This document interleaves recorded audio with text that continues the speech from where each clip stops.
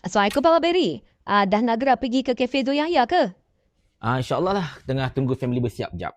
Lepas diorang semua siap, kita pergilah ke Cafe Zul Yahya tu. Oh, ya ke? Good luck lah kalau macam tu. Semoga dipermudahkanlah urusan nanti. Tapi itulah, ramai je kata, tak payah jumpa Zul tu, bang masa, dia tak boleh dibetulkan lagi dah. Jadi kenapa Papa Berry nak jumpa dia juga ya? Dia macam ni sebenarnya.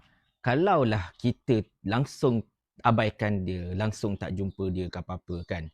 Nanti dia akan kata pula, kau tengoklah orang-orang yang penyokong PAS ke, orang-orang PAS ke, langsung tak nak jumpa aku, langsung tak nak tahu khabar aku kan. Nama dia orang yang sombong dan sebagainya. Nanti lain pula jadi dia. Jadi at least lah, bagi saya ini merupakan fardu kifayah lah bagi saya untuk datang menziarahi dia, tanya khabar dia, tanya apa masalah dia semua kan. Sebab yelah, dia jadi macam tu mesti ada sebab. Takkanlah disebabkan dia menyokong Pakatan Harapan Barisan Nasional sebagai contohnya, dia jadi macam tu. Mungkin adalah beberapa perkara yang membuatkan dia sentap dan sebagainya kan. Jadi kita tanya dia elok, nak tahu apa masalah dia, nak tahu apa cerita dia. So that dia boleh, orang kata apa, meluahkan apa yang dia rasa dan apa benda yang tak puas hati.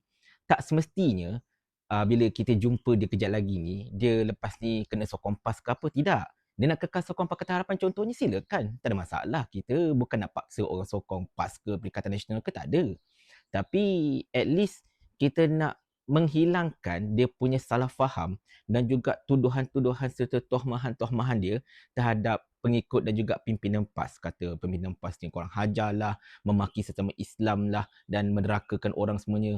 Jadi benda-benda tu yang kita nak betulkan kalau ikutkan.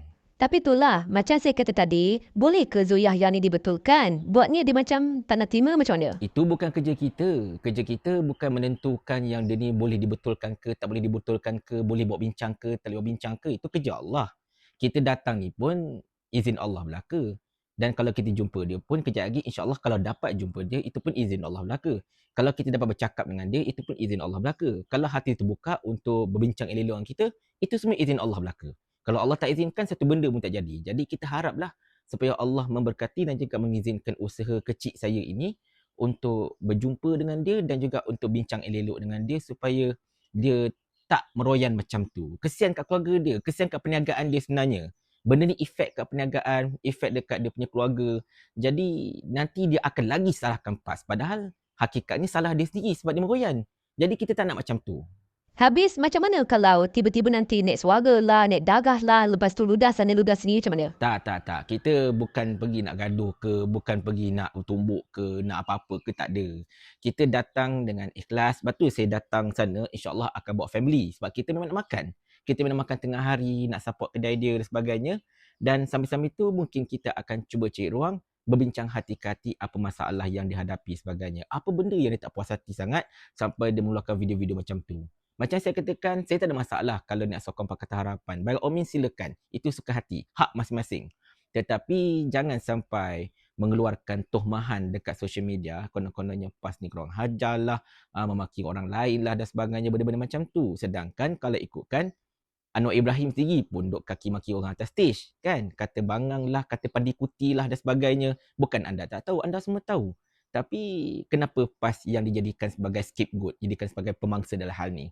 Jadi itu yang kita cuba nak bincangkan dengan Zul ni supaya segala orang kata apa kekeliruan ini dapat dirungkaikan. Selepas ini, lepas jumpa dengan dia, kalau dia terus tegar sokong Pakatan Harapan, silakan, tak ada masalah. Itu bukan hal saya, itu bukan hak saya nak cakap apa-apa. Habis kenapa Papa Berry pula yang susah payah nak turun jumpa dia? Pimpinan PAS pun tak turun, nanti tak ada ke orang kata Papa Berry ni payah? Soal pimpinan PAS nak turun padang ke apa ke, itu suka hati mereka. Saya tidak mewakili PAS per se. Faham Saya bukannya orang kata apa datang untuk mewakili PAS. Tengoklah aku nak wakil PAS sebagainya. Tak. Kita ni sesama Islam. Sesama Islam ni kita datang elok-elok, bersilaturahim, berjumpa dan kita cuba untuk merungkaikan kekeliruan. Macam saya katakan, ini fardu kifayah lah bagi saya. Kalau saya tak buat, mungkin orang lain buat. Cumanya kebetulan hari ini mungkin saya yang buat. Kan? Ramai je rakan-rakan kita yang ada datang bersilaturahim dekat kedai dia, makan kedai dia, support kedai dia sebagainya kan.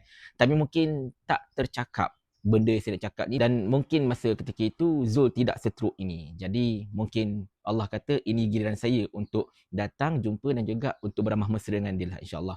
Mudah-mudahan semuanya berjalan lancar, doakanlah. Dan insyaAllah saya akan bawakan kepada anda tentang updates pertemuan kami. Dan kalau Allah izinkan, kalau boleh buat live lah. Tapi tengoklah keadaan macam mana ya. Sebab yelah kadang-kadang setengah-setengah orang mungkin kurang selesa bila dimasukkan live ke apa-apa ke. Kita kena faham keadaan itu juga. Jadi apa-apa pun doakan baik-baik. Dan kita jangan jadi penghukum sebelum orang itu sah-sah perlu dihukum. Alright. Assalamualaikum warahmatullahi wabarakatuh.